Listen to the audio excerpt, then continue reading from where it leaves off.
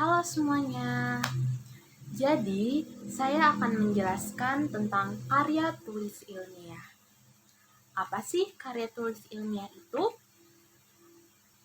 Karya tulis ilmiah adalah karya tulis yang berisi fakta dan pembahasan yang ditulis oleh penulis atau peneliti secara ilmiah yang bertujuan untuk mencari jawaban dari suatu permasalahan dan kebenaran yang terdapat dalam suatu objek tulisan.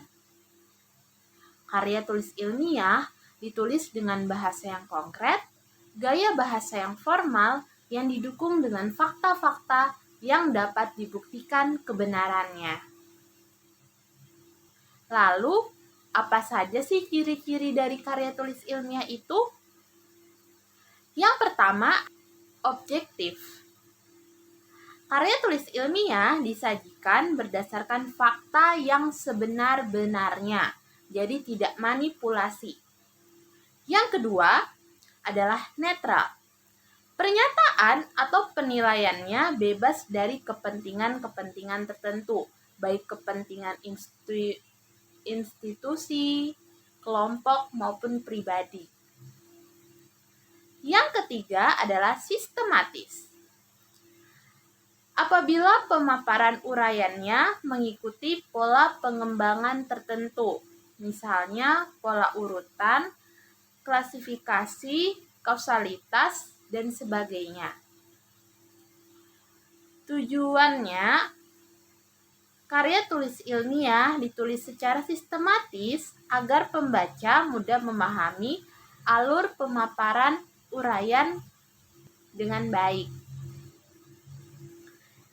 Yang keempat adalah logis. Artinya, pemaparan uraian menggunakan pola nalar. Pola nalar di sini ada pola nalar deduktif untuk membuktikan teori atau hipotesis dan pola nalar induktif untuk menyimpulkan suatu data atau fakta. Yang kelima adalah lugas. Artinya, memiliki satu arti dan tidak ambigu. Yang keenam adalah efektif dan efisien. Maksudnya, berisi pilihan kata atau kalimat yang tepat, informatif, dan tidak berbelit-belit. Yang ketujuh, menggunakan ragam bahasa formal dan bahasa baku. Yang kedelapan, kaya akan informasi. Artinya memberikan informasi yang akurat sebanyak-banyaknya kepada pembaca. Yang terakhir, tidak emotif. Artinya tidak melibatkan emosional dalam menuangkan gagasannya. Karena karya tulis ilmiah harus sesuai dengan fakta dan data yang ada di lapangan. Selanjutnya adalah karya ilmiah menurut Dahlman memiliki ciri-ciri yang dapat dikaji melalui 4 aspek. Yang pertama adalah struktur. Terdiri dari awal atau pembukaan, bagian inti atau pembahasan, dan bagian penutup. Yang kedua adalah komponen dan substansi. Mengandung pendahuluan, bagian inti, penutup, dan daftar pustaka. Sedangkan pada artikel ilmiah yang dimuat dalam jurnal harus terdapat abstrak. Yang ketiga, sikap penulis, yaitu bersifat objektif.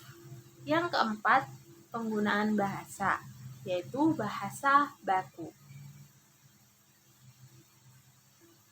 Jenis-jenis dari karya tulis ilmiah, yang pertama, korespondensi, yaitu suatu kegiatan yang dilakukan secara terus-menerus antara dua pihak yang dilakukan dengan saling berkirim surat.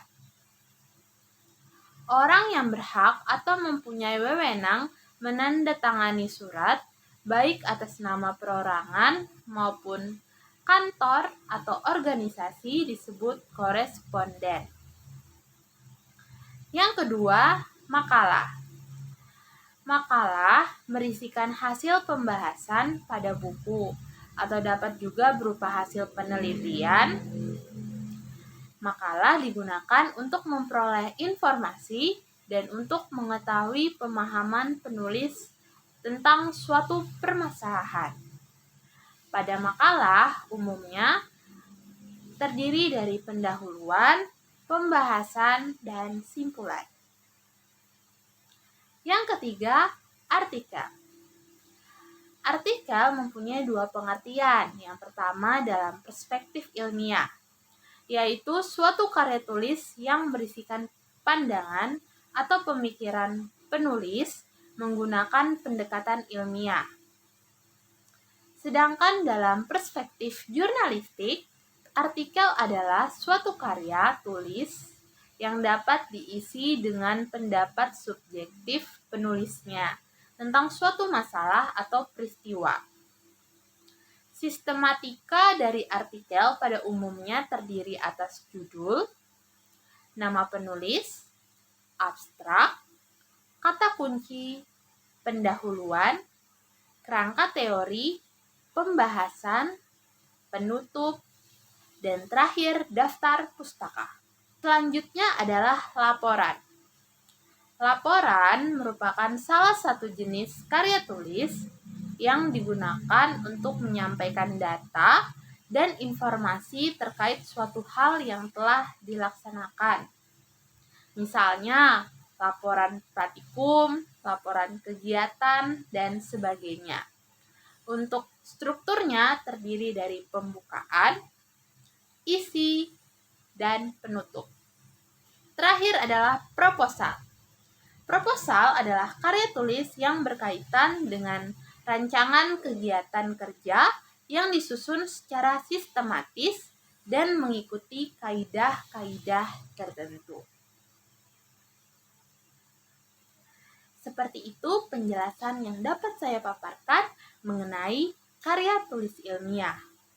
Mohon maaf jika ada yang kurang ataupun salah kata. Dan terima kasih. Dadah.